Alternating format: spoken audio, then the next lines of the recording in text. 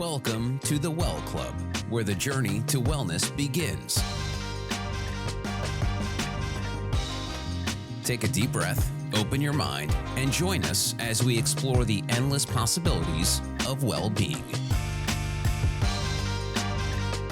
Here's Dr. Rob Douk. Today's guest is a pioneer in human performance, founder of Bulletproof, creator of Upgrade Labs, and author of multiple bestsellers. Please welcome to the Well Club, Dave Asprey. How you doing, Dave? Oh man, I'm doing really well. I'm happy to be on and get to talk about the real stuff. That's right. You know, everybody knows you as the Godfather of Biohacking, but not everybody knows the story behind the movement. Maybe let's start there. Well, I used to weigh 300 pounds. I had chronic fatigue syndrome in my early 20s. I had arthritis when I was 14 in my knees diagnosed. And I made $6 million when I was 26. And I was so convinced, man, I'm going to be happy when I make that money. I just focused everything on that. Or maybe when I get married. So I got married way too early. Or maybe when I'm famous. I'm in Entrepreneur Magazine. You got my Instagram account. The fat picture is me in Entrepreneur Magazine weighing 300 pounds. And it doesn't even look like me. And so I tried fame. I tried making $6 million and losing it 2 years later. And then I tried everything that was supposed to work, and I was unhealthy and I was unhappy. And I started hanging out with people 3 times my age and one of the first longevity nonprofit groups in the world. Pretty soon they asked me to become president of it. I'm the only guy under 50 in the room. In fact, I'm under 30. And this is like 60, 70, 80-year-olds reversing their age. Yeah. They have more energy than I do. And my elders taught me what became biohacking. After I exhausted all the Western stuff, I said, I'm going to try all the stuff I don't even believe is going to work. So I tried meditation, did breathwork with Stan Groff, ended up hosting a breathwork retreat with him a few years later, and went to South America and asked for ayahuasca. And they looked at me and said, "You're white." I said, yeah, I know, but it wasn't a tourist business. Like no one talked about it. It was just this unknown jungle thing. And I went to remote parts of Nepal and Tibet and learned meditation from the masters. And I started measuring my brainwaves because I'm a nerd. I'm a computer hacker. And for 25 years, I've been doing neurofeedback for consciousness expansion. And I started the biohacking movement. The idea came to me on the side of Mount Kailash, the holiest mountain in the world, after I had some yak butter tea, which kind of inspired Bulletproof Coffee. Well,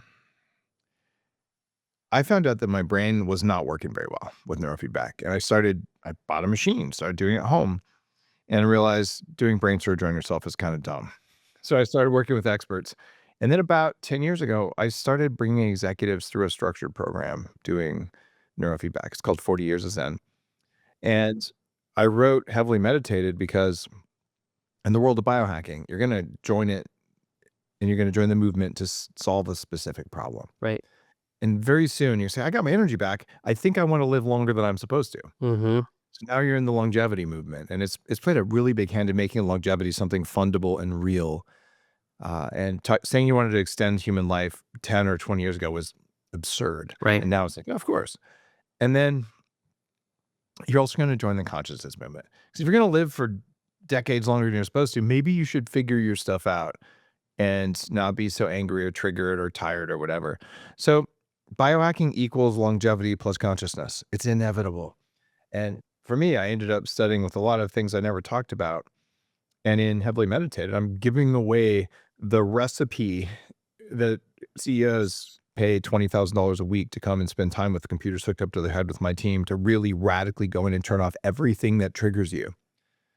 In the course of this, I can tell you where the ego comes from. I can tell you why you do all the things you're ashamed of. There's a reason. And it's not crazy. It just sucks. But that's why I wrote Heavily Meditated. It's my most important book, and it's my 9th book. Yeah. It's I love that it challenges the old playbook on meditation. You know, we here at the Well Club, we've looked at meditation very heavily too. And you look at, I'd love to hear more about your philosophy on meditation, because when you look at the Eastern side, it's a lot of, from what we found, was emptying. And then like, you know, if you speak to Christians, it's about the filling of God's truth. Western seems to be calming. But what have you found, Dave, in your search for meditation? Meditation is entirely bullshit without more detail. Why are you meditating?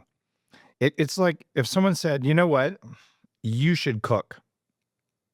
You might say, what should I cook? Was it breakfast? Was it lunch? Was it dinner? What kind of ingredients do I have? Did you want a light meal or a heavy meal? No one ever says that. You should just meditate. Right. It's not okay. It's like saying you should warm up, so jump in the fireplace. But that's not what I meant. So without detail, it's meaningless. Healing is an altered state. And it's one of the most precious altered states is the one where you can go in and instead of doing what I learned in the monasteries and doing that thing where you sit there for hours.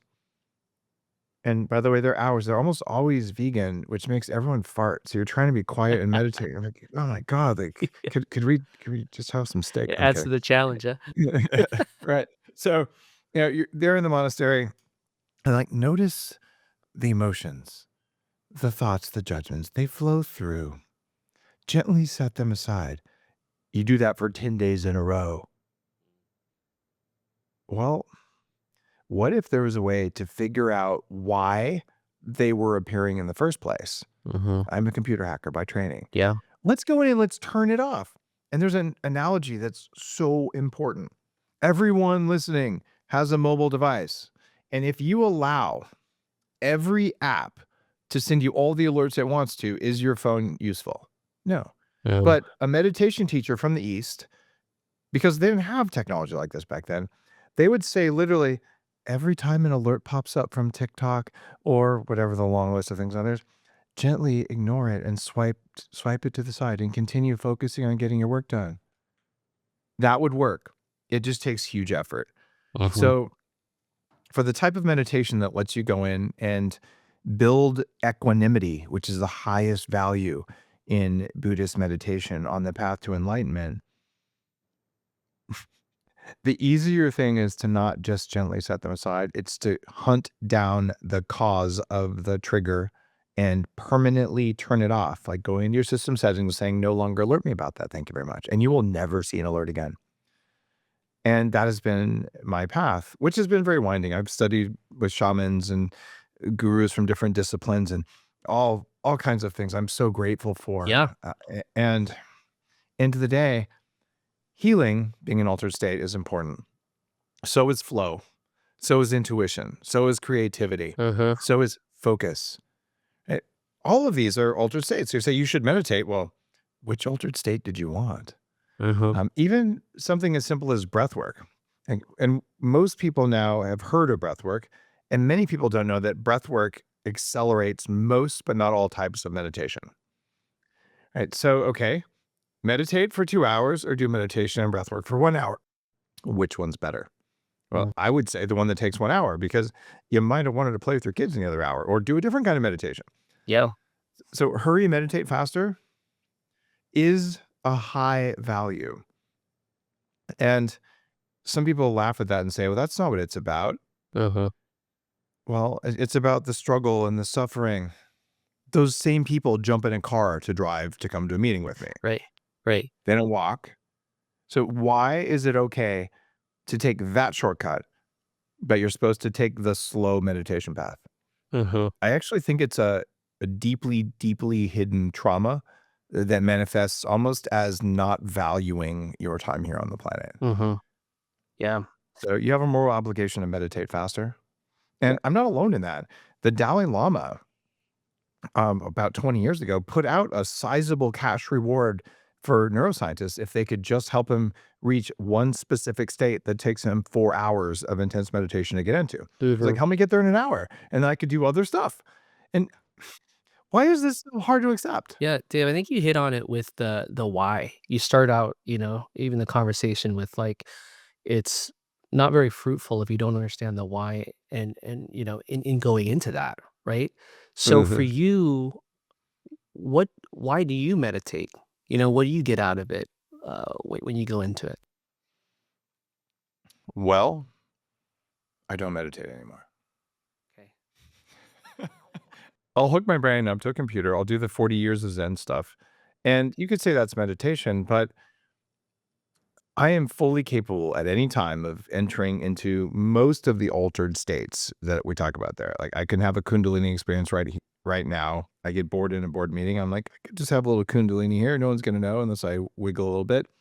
We're all capable of these things. So a highly trained nervous system doesn't really need focused meditation very often, but I will do shamanic practice with plant medicine on occasion. I will do sometimes in a cold plunge.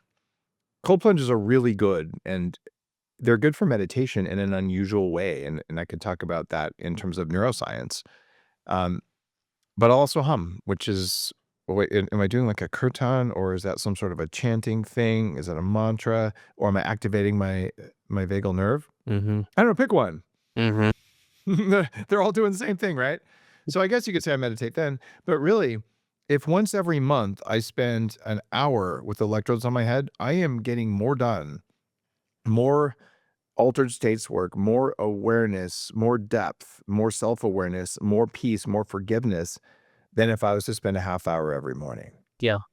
And there's one other answer to this, and it's probably a longer answer than you were looking for, but the other time for altered states work, and not all meditation is altered states work, but all meditation isn't altered states, but some of it's just kind of sit there like TM.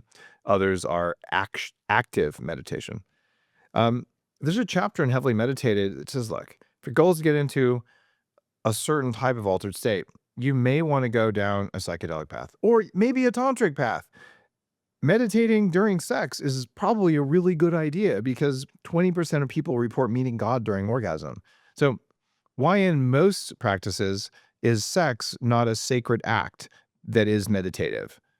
But in some it is. I don't know. It's one of the paths. So in Heavily Meditated, this is a book about all the different ways, technologies, techniques, lineages to get into a certain state. And certainly the crown jewel of states is one that both Buddhism and ancient Christianity would agree on, and it's forgiveness. Right. And I genuinely believe that forgiveness is the path to enlightenment. And there's a very specific reason for that. I have shared the framework that I use for consciousness and egoic awareness with Victor Chan, the Dalai Lama's best friend. I'm just on stage at an event I did last month. And he said two things that just blew me away and were unexpected.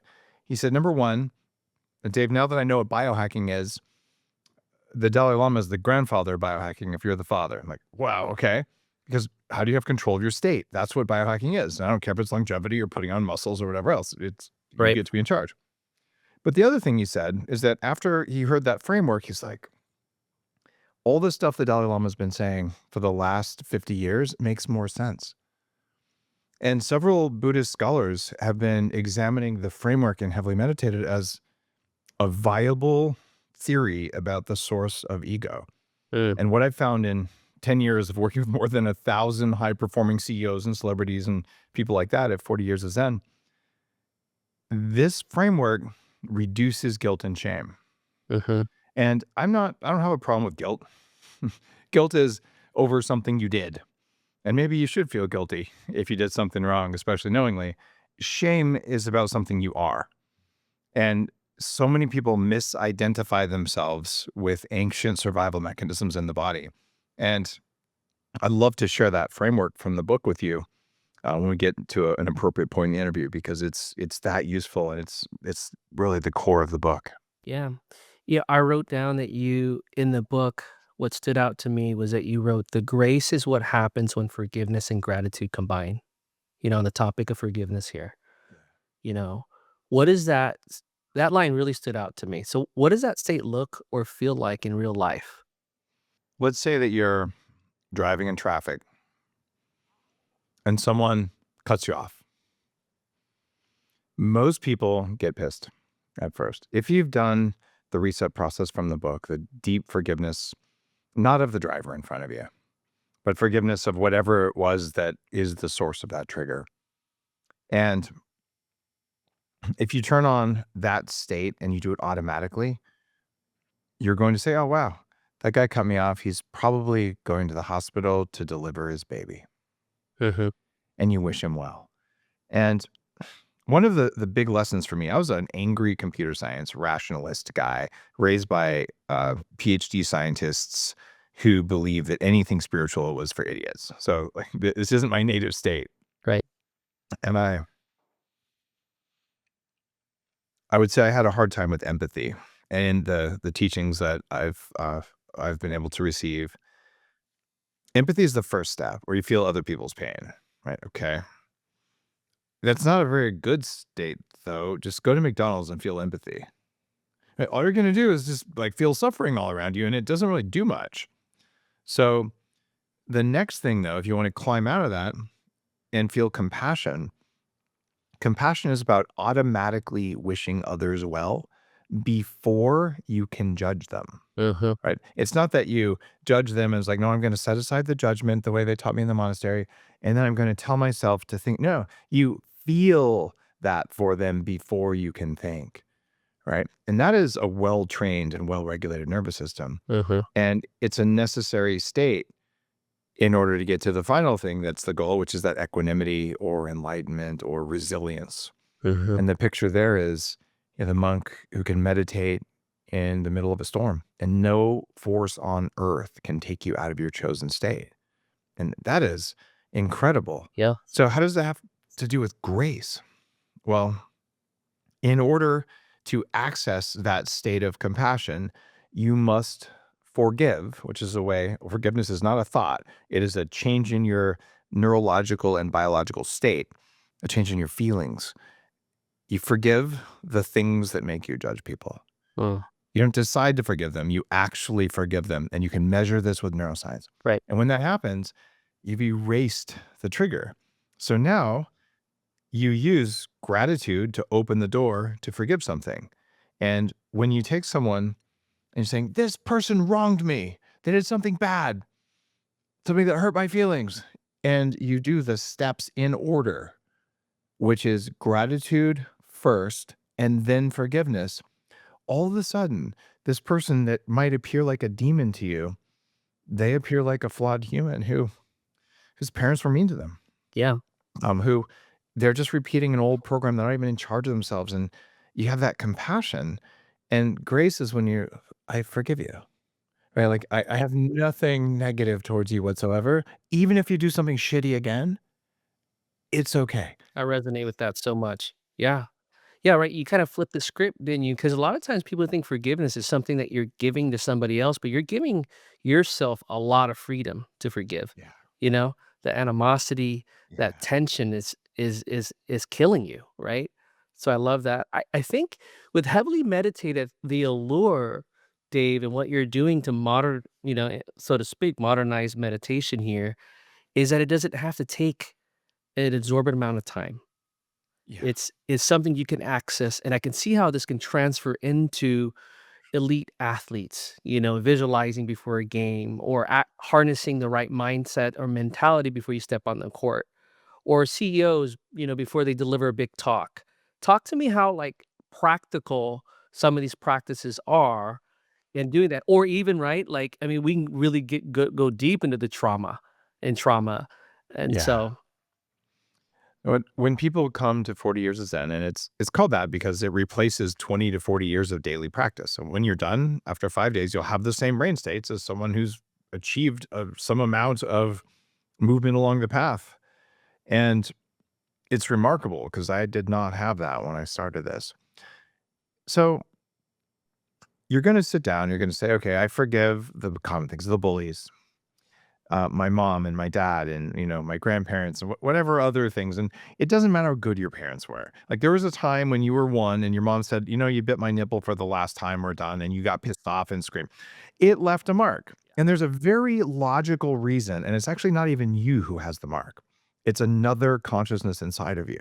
That's really key to understanding this.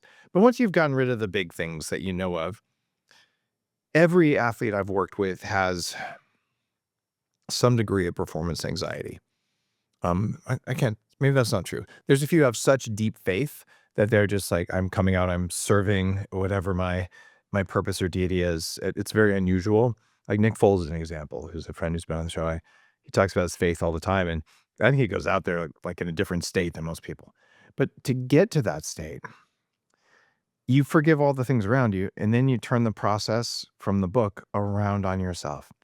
And it is forgiving yourself that really unlocks performance for athletes. So you do all that stuff ahead of time. So the thing that would have made you choke, it doesn't exist as a signature in your threat detection system anymore. It is not there. And what most performance enhancement and trainers are doing, here's how to manage the stress. Don't manage it. It's like, here's how to manage the alerts going off on your phone. You don't manage them by putting tape over them. Yeah. You manage them by turning them off. Yeah. So this is a shift. And then you may still feel, for whatever reason, okay, something's happening. Well, there's breath work in the book, and there's 3 buckets of breath work that I talk about. And one of them is to take yourself out of a stressed situation. One of them is to be calm and focused for intellectual work or creativity.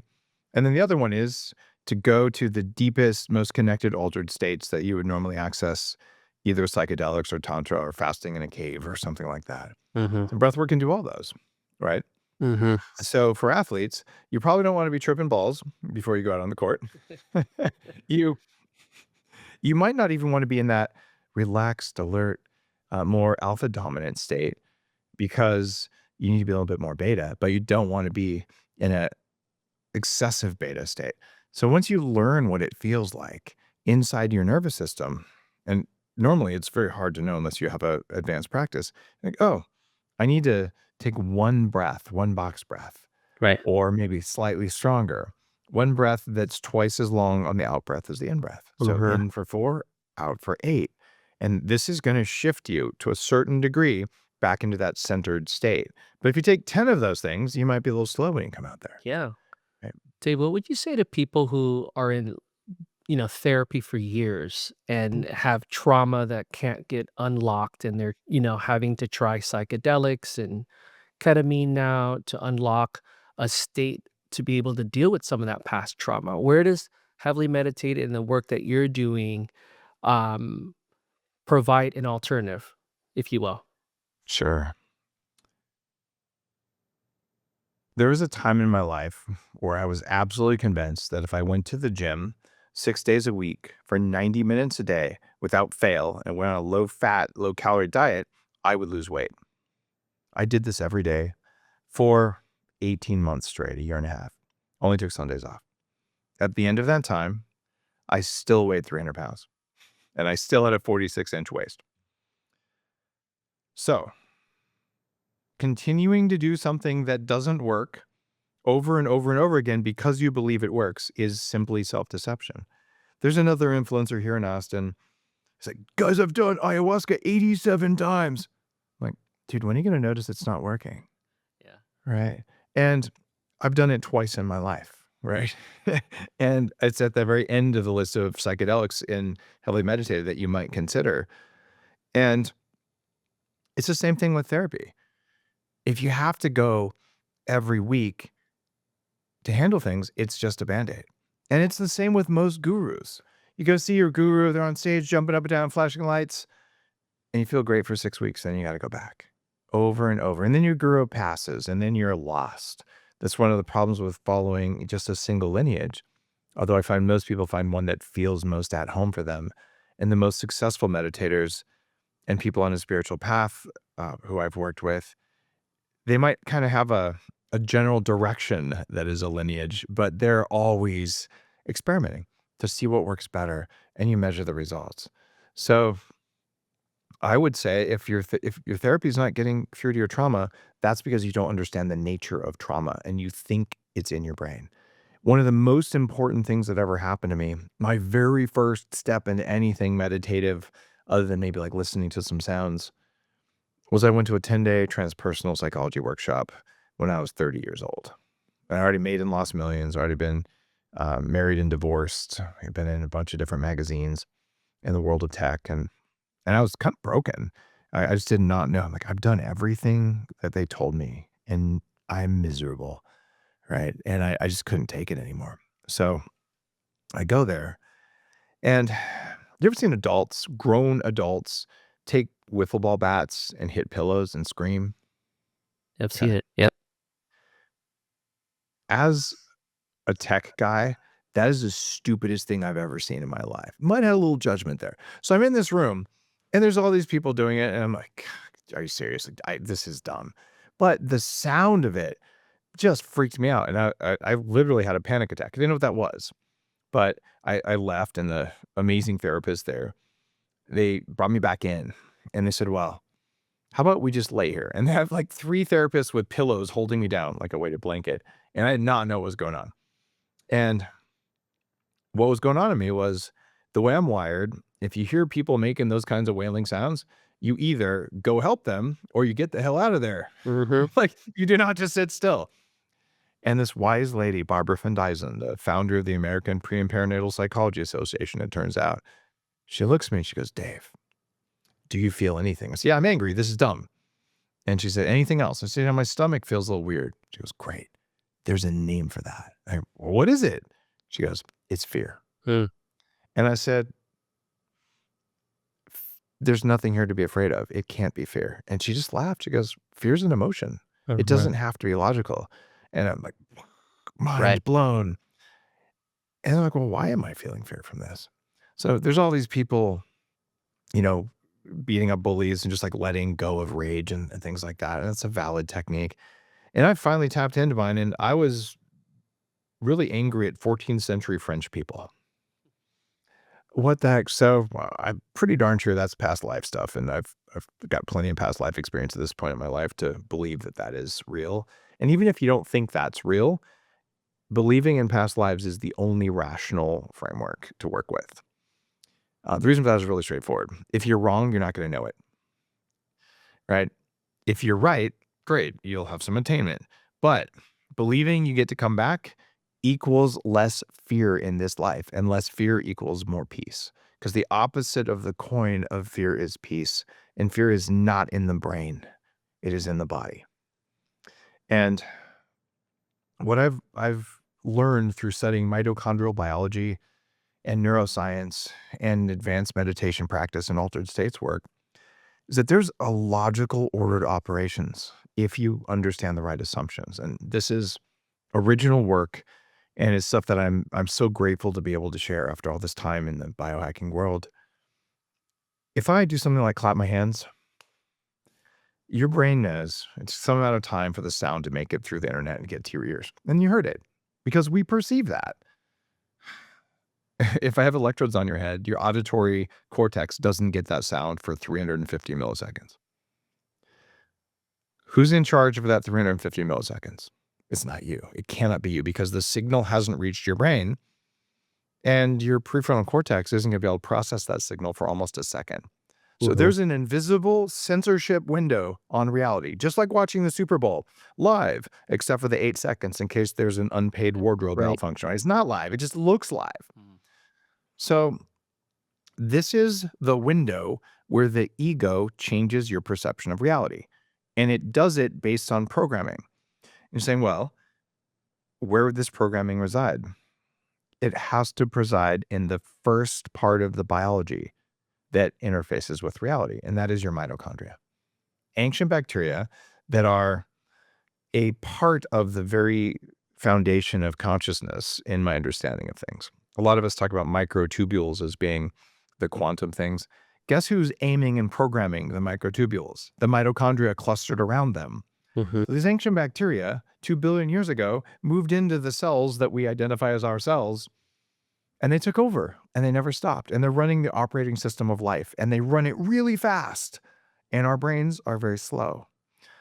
So what things do all life forms on the planet, single-celled life forms, politicians, forests, anything? Number one is fear. These are all F words. If something is scary, run away from, kill, or hide. And do it before you can think. And the evidence for this, everyone listening, you've leaned on a hot stove accidentally once. And none of us go, you know, that hot stove is pretty hot. I think I should move my hand. You'd be really burned. Instead, your body jerked your hand away and you took credit for it. Look at me. I moved my hand so fast. Did you really believe you moved your hand? That is not the mindset of an advanced meditator. Your hand moved by itself because you were not a part of that decision process. Uh-huh. Uh-huh. So what this leads to is there's a distributed intelligence, a collective consciousness between ancient bacteria residing throughout your entire body. It is not your brain. It does not have your thoughts or even your existence as its primary goal. Its goal is to keep your meat alive. I call it the meat operating system. Yeah. Most places would call it the ego. Yeah. No. But Yeah. fear is first. Okay. Next, food. Eat everything. Right? This is a good thing. So if you're a life form, don't get eaten, eat everything. And the third F word that all life has to do to stay around for multiple generations, well, that would be, we'll call it fertility in the interest of being polite. So you walk into a room, before you have a chance to perceive what's in the room, your body has already decided, should I kill it? Should I eat it? Should I hump it? And the amount of energy that it took to make those decisions determines how much energy is left for the next F word, which is friend. All life forms ecosystems with its own life forms and those around it. It is inevitable. We are wired to be kind to each other in our bones. It just doesn't work if we're stuck in the F words above it. And it's kind of sad. Non-meditators put about 9 times more energy into fear than anything else. And meditators about 6 times more, which is good. Nothing eats us. The average person, a third of their thoughts every day is about tacos. Okay, or some other food, but literally a third of the thoughts, what's for lunch, what's for dinner, what's for lunch, what's for dinner. And then if you have anything left over, we know there's a problem with porn and OnlyFans and, thirst traps and all that kind of stuff. So it turns out we just identified the Buddha's hindrances. We just identified the 7 deadly sins. They're mitochondrial life imperatives, and they are not you. Another way of looking at this is a big, bouncy Labrador retriever. Comes into the living room, eats your shoes, slobbers on you, barks at somebody, pees on the couch, and then eats everything in the kitchen. Right? Oh, that's not nice. Put the same dog through service training. It's going to sit there with a piece of pepperoni on its nose until you tell it it's allowed to eat. Yeah. Okay. Same dog. Your nervous system or your body's operating system is exactly that. And it's not your fault, because everything that triggers fear, you have trillions of little tiny environmental sensors deciding in almost real time whether something's scary or not. So the fact that a teacher said something mean to you in first grade and it really got to you, and there's some reflection of that, and you're 40 years old and you're in a board meeting and someone said something and your threat detection network trying to keep you alive, you got triggered. And so you got angry and you said something you wish you hadn't have said. It's because the mitochondria changed your perception of the other person based on an ancient pattern. So a meditator is going to say, I noticed that I felt this uncomfortable negative energy. And because I am a good meditator, I set it aside. Yeah. And I took a deep breath and I relaxed. And then I said the right thing. Thank you. Yeah. However, we still saw you were not incongruous. That guy got under your skin and you caught it like an adult. Good job. But if you'd have sat there and that person said that thing and there was nothing but smooth stillness to your deepest levels, you are so congruent, you are so authentic, and you are that monk meditating in the middle of a storm. You only get there by turning off the root of the problem or by spending decades training yourself so thoroughly that it's not going to come up. And my supposition here is that no one listening has time to spend decades doing that, because our society, our species doesn't have decades for you to do that. Right. Like our birth rate's plummeting. We got some problems to fix, and it's going to require a consciousness upgrade for us. And it's something we can do, and it's a really easy one. Turn down the energy that goes into fear. Turn down the energy that goes into hunger. Turn down the energy that goes into lust. And you convert each of those so that fear becomes a state of inner peace, which is the true opposite of fear. It is not love, it is peace. And then nourishment is your state instead of hunger and cravings. And then a sacred form of connection that is the source of chi, the source of life force energy itself, is in the bedroom. Let's make that sacred again. And then what's left? You will serve your community because you're wired to do it before you even think, and your community nourishes you back. Right. That is how you fix society. Right. It's that big of a deal. The final F word is forgiveness, because that's how you turn off fear. So it's a sacred loop. And it's not just me saying this. You look at these the requirements, Maslow's hierarchy of needs. What do you need to stay safe? Well, you, some people say these are kind of similar, maybe, but Maslow died before he had a chance to talk about his final step. And for people to be self-realized, which was his goal there, transcendence was the final step. He just died. It was in his notes and it never got into the public things. So there's an inner drive that starts inside your mitochondria, inside your cells, to evolve and become better. Mm-hmm. All life does this. Some more slowly, some more quickly. So all you have to do is learn how to step out of the way and how to teach that floppy Labrador that's sitting inside your body with you, understand it is not you. Understand it will work against you Right. quite often. And everything you've ever done that you're ashamed of is from those first 3 F words. Mm-hmm. Always, no matter what. It wasn't you. It was bad programming. And you got it from someone you blame. And they got it from their parents or teachers or whatever. And they got it from theirs. And you look how rough history has been. It's no wonder. And you start seeing all the people who perpetuated stuff on you. It wasn't even them in charge. It was their dumb little bacteria trying to stay alive. And that we have the power to break the cycle and to not pass it on to the guy at the coffee shop who spells your name wrong. And we have the power to not pass it on to our kids. And we have the power to heal that with our parents and our grandparents. This is what the world needs. There is no other choice. And it is rational and logical and it makes sense. And there's a reason you got triggered. And it is a reason. There's nothing wrong with the fact you got triggered. It's just a frightened animal that shares your body trying to stay alive. And when you have that, you have compassion for yourself. You don't have compassion for your ego. Your ego's a little slimy bitch and needs to be handled. But what you do is you understand its nature, and that takes away its power. Yeah. And you understand it sits in line in between your eyes and the world, between your ears and the world, even between your taste and the world, all of your senses. And it will change what it lets you see and hear and feel and taste based on what it wants you to do, unless you train it. Well said. There's so many parallels with what you just described in all those Fs and the work that we do at the Well Club, right? We look at stripping everything away, and at the very core, we look at fight or flight, really killing all of us because it sets us into stress mode.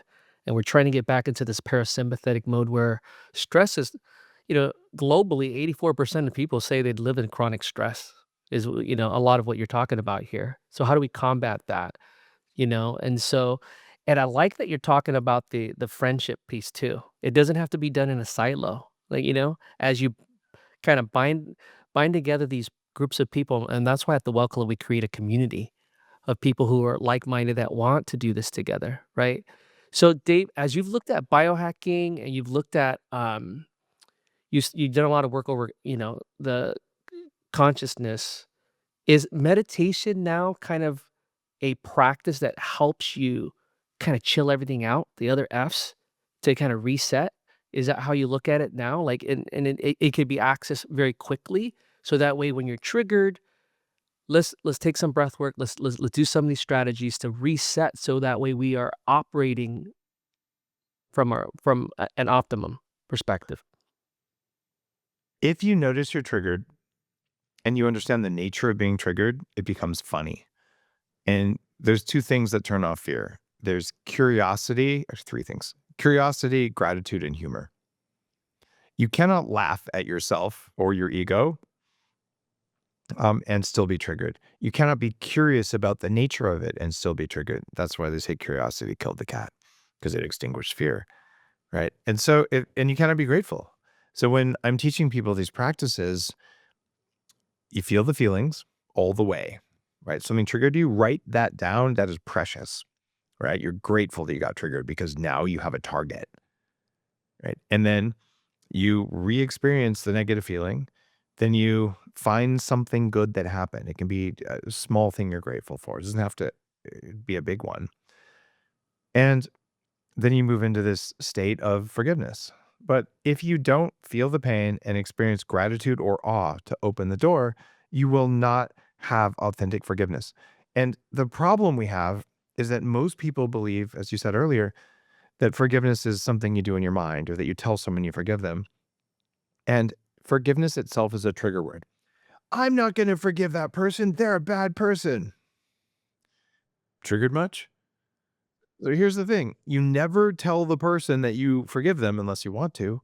You never say that what they did was okay, because it probably wasn't. But it's just a shift in your internal state to turn off the alert for that person and anything else that's similar to that. So the next time someone comes to you and they're about to do the same thing, instead of being blinded to it by your ego, you maintain awareness and control. And you go, you know what? That worked on me last time. And I understand what you're doing now. It's just not going to work. So could we not do that? And then you stop the cycle. But where's meditation and all that?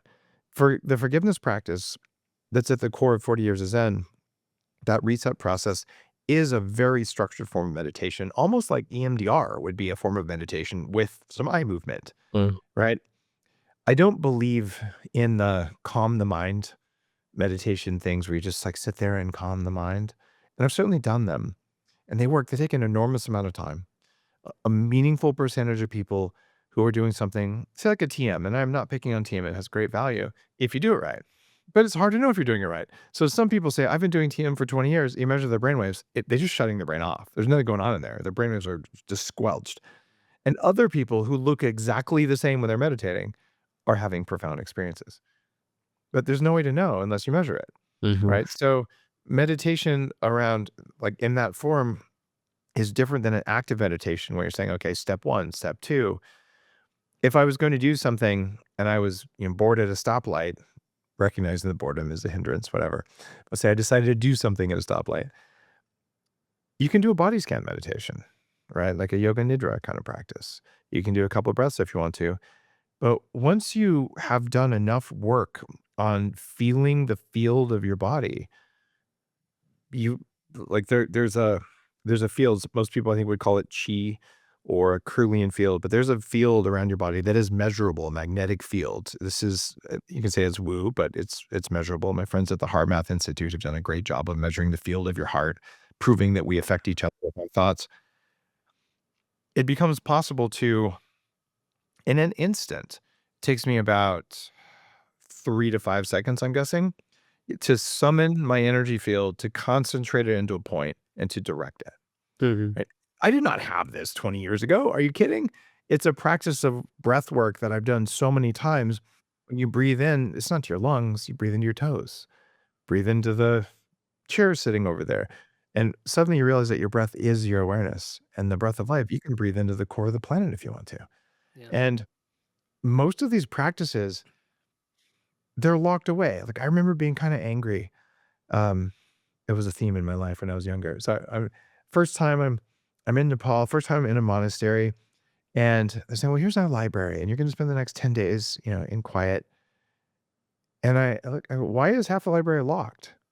And they said, oh, those are only for advanced students. And I'm like, how dare you lock away human knowledge from us? And I had a debate. I love this.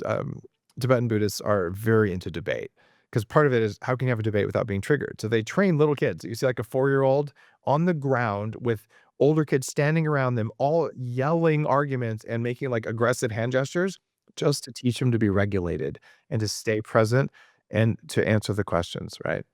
So I asked the Lama, what's up with that? It's not okay. And he said, well, it's because if people read those books before they're ready, they go crazy. So we lock them up so people don't go crazy. Wow. Like, oh, because fast path Buddhism is a thing. That said, I still think that that kind of knowledge needs to be in human realms and not locked away in caves and monasteries around the planet. Or I'm just going to have to say this, at the Vatican, which has the biggest collection of this stuff that they don't release to the world. And it's time now because our consciousness really does need an upgrade. And we've got to unlock that knowledge. And some people may not do it right. Some people also go skiing at high speed into trees, right? Like sometimes shit happens. Right. But safety is not the priority. Consciousness is the priority. Yeah. You shared in another podcast an encounter you had with God. I don't know if that was Mm, during meditation, but can you speak to that a bit? yeah. There's been different times when I've felt the presence, and I feel the presence of lots of things that help me. And I was very frustrated because I worked for years to be able to see stuff. And finally one of my meditation teachers, she said, "Look, Dave, seeing things is a relative entry level power. There's lots of people who see things and like, well, look, there's an angel. Right. Doing things is an advanced thing. And many of the most powerful doers do not have the ability to see. So they just ask someone who can see, what do you see? And then you work as a team. In fact, all advanced spiritual work. Actually, is that true? No. The vast majority of advanced spiritual work, you do it with your mighty companions, with other people on the path. That's why you build community the way you do, because you cannot do some of this stuff by yourself. Right. Like the next level will not unlock unless you have the people next to you on your team, Mhm. right? So I'm getting distracted on the value of community. You were asking me a detail about God. So I worked really hard on this, and I can sense when there are things around. And I learned that because people who do see things, they kept describing the same things, even though they didn't talk to each other. So that appears scientific. If three people say, there's a glowing clown face above me and they don't know each other, maybe I'm just not seeing it, but how else could the three of them say it? Right. Mhm. That's not what they saw, but you know what I'm saying? Like Yeah. that is science. So when I turned 50, I did an Aya ceremony, and in Heavily Meditated, I talk about how I think that is one of the most dangerous, spiritually dangerous psychedelics out there. Because if you do not have a proper shaman, ayahuasca, its masculine side will install malware in you. Like Mm. there's an angry jungle presence that wants out, Sure. and there is a divine female presence that will heal. So a shaman sits there, they protect your energy, and they let it do its work, and they keep the dark stuff out. But when you have an inappropriately trained person, maybe in Austin with, 574 Aya ceremonies and no time in the jungle. Like, okay, maybe you're missing some of the important preparatory steps that are necessary to work with something that has this level of power. Mhm. But I did it I did it once in my 20s and I've never felt called. And I said, this is the right time. So I did a ceremony that was profound. And then I drove directly from that ceremony to one of Joe Dispenza's advanced retreats. And I found out later you're supposed to space those things out, but oh well. Um, and so this was literally the night I turned 50. I did that. And I drove there and spent another 7 days with a Navy SEAL friend doing the deep breath work. And during one of the things we do, and Joe's become a friend. He's speaking at my biohacking conference in a couple weeks here in Austin for the second time, talk about the science of meditation. And so he's up there, breathe in, step into nothingness. And when I was doing his work, it was so beautiful because like, oh, you call that nothingness. I call that the unmanifest. Like I didn't know you could enter that state via this path, but I know the state because I get it that way. That's why there's so much beauty in these different lineages.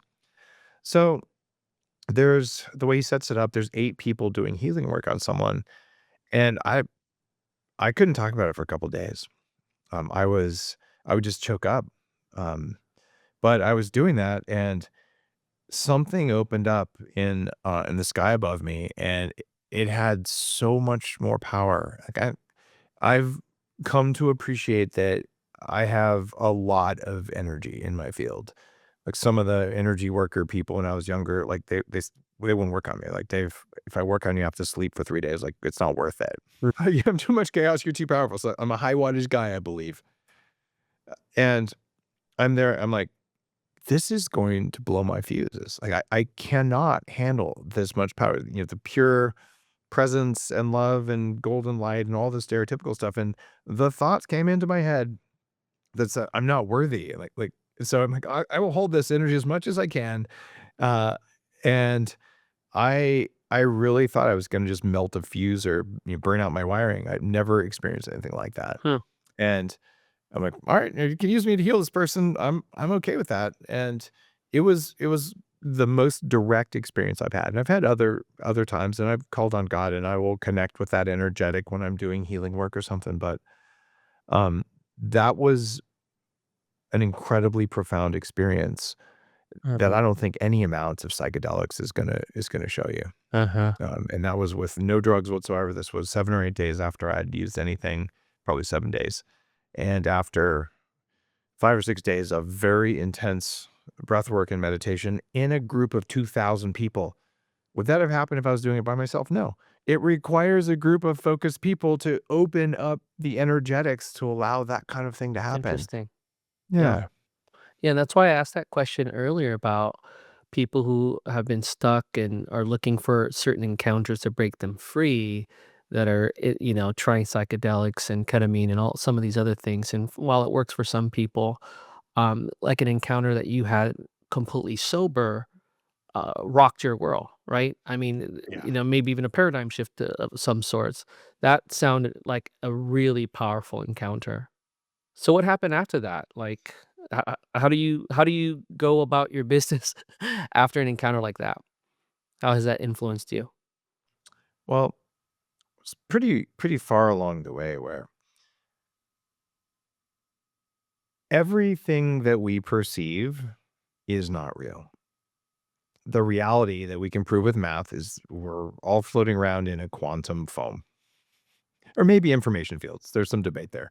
But the fact that I perceive all the stuff around me, this is just my meat body creating a user interface on reality that's useful. So this microphone, I see it's there. It sure feels like it's there.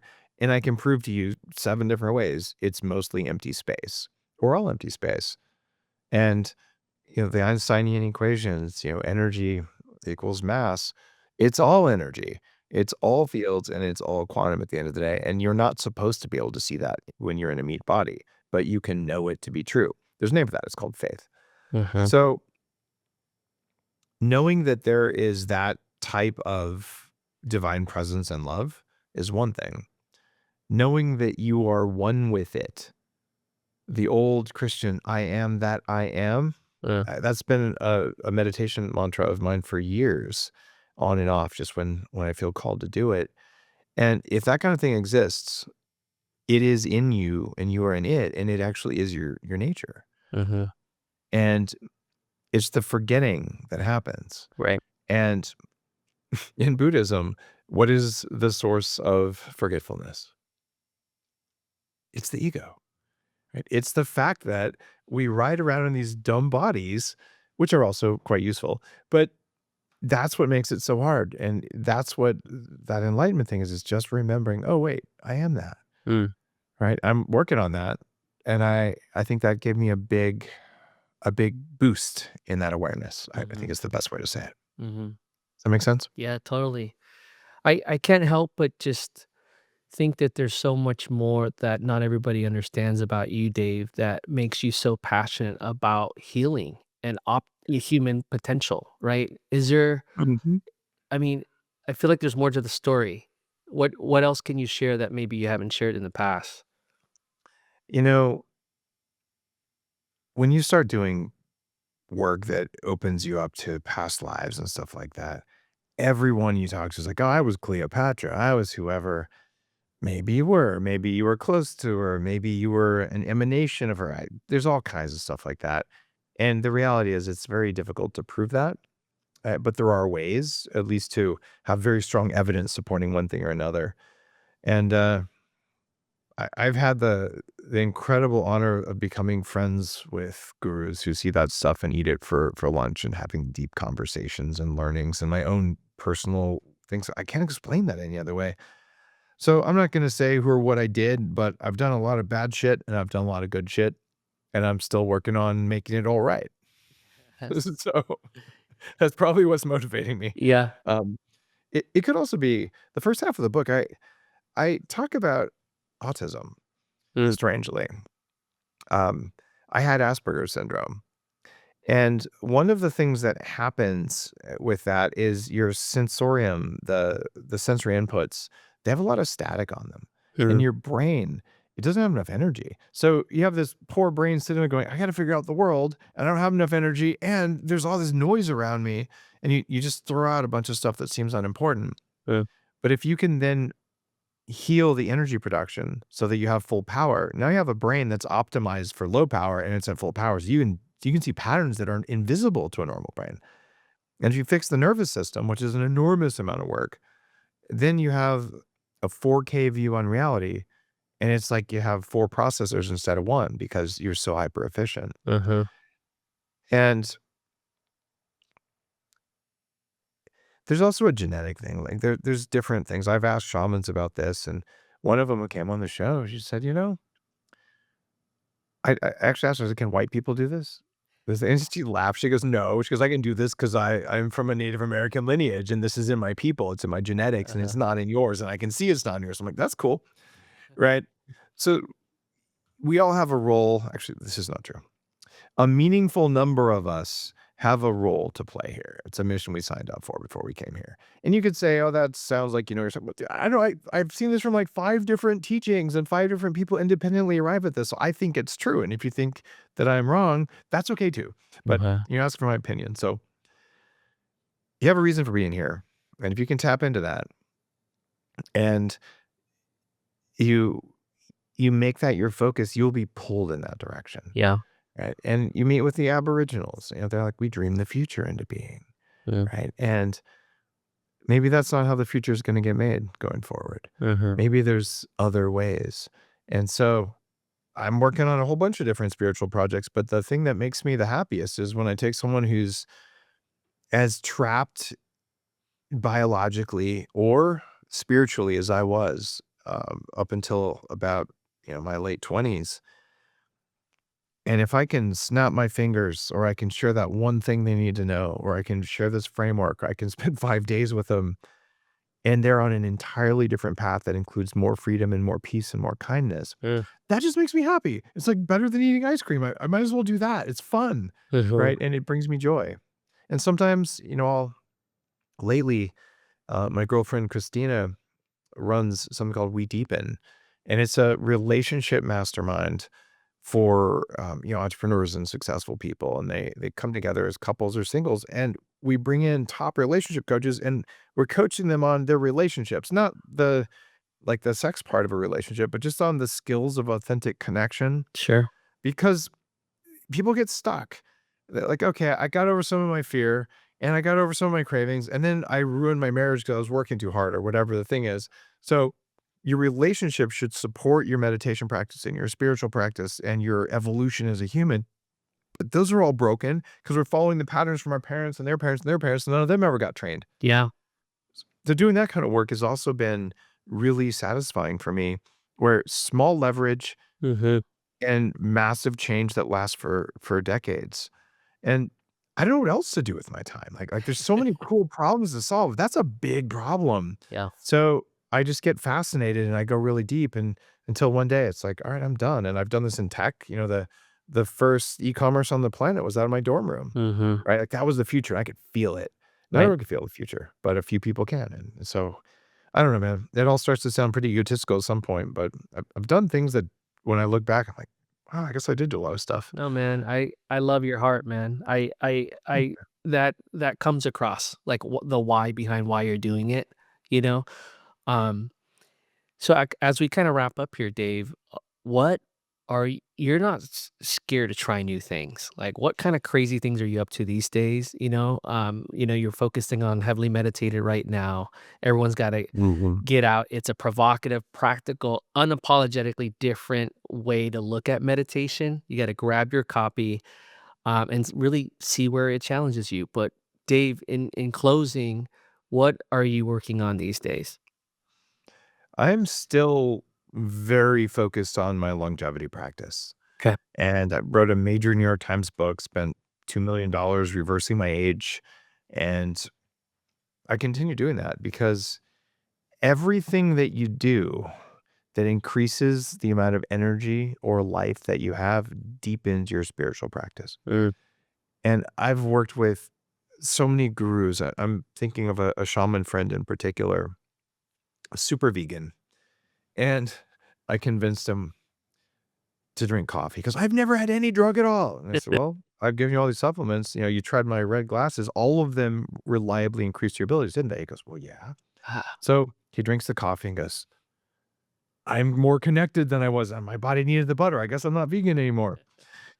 And then I sat down with him and I said, you trust me? He said, yeah. So I gave him 1 milligram of nicotine. Nicotine is an extract of a sacred plant that has humanity's best interests at heart. And smoking's bad for you, by the way. So he flies back on the couch and starts speaking in a long dead tongue. And we had a 2-hour experience that's just hard even to put words to. When you increase mitochondrial function, which is what nicotine does at low doses, or any of these other things, mitochondria control and guide the antennas of reality. And all things are happening right now at all times. And this is provable. Time is a complete abstraction that we make up because we ride around in these dumb little meat bodies. That means if you can have more power to tune your antennas, you can project more into the unmanifest fields of reality, and you can receive more. So my longevity practice is intimately tied to my consciousness practice. So I've done gene therapy recently to make my body younger. I'm constantly tweaking my power amplifiers and my antenna arrays so that I can have more consciousness. And a side effect is I'll probably live longer than I was supposed to, which lets me do more of that 4th F word around service to my community. And come to think of it, it also lets me do more of that 3rd F word, which is kind of fun, that fertility one. Yeah. Oh, and more of that other F word around eating. I just had a great ribeye. Yeah. And a lot more peace. So, like, how do you lose on that? And Right. I'm not bored yet, so that's what I'm doing. Amazing. Well, it was a pleasure to have you on, Dave. Thank you so much for the work you're doing with the Well Club and just bringing people together. The spiritual community thing is just critically important. We have the science to make it easier than it ever was, and I think you're doing fantastic work. And thank you for sharing Heavily Meditated. Guys, it looks like that. Mm-hmm. And you can look like that too if you just meditate. This has been the Well Club. Remember that wellness is not a destination, but a continuous path of growth and self-discovery. To learn more about Dr. Rob Douk, go to drdouk.com. Until next time, stay curious, stay inspired, and always remember to nurture your well-being. The Well Club is a production of Forbes Books.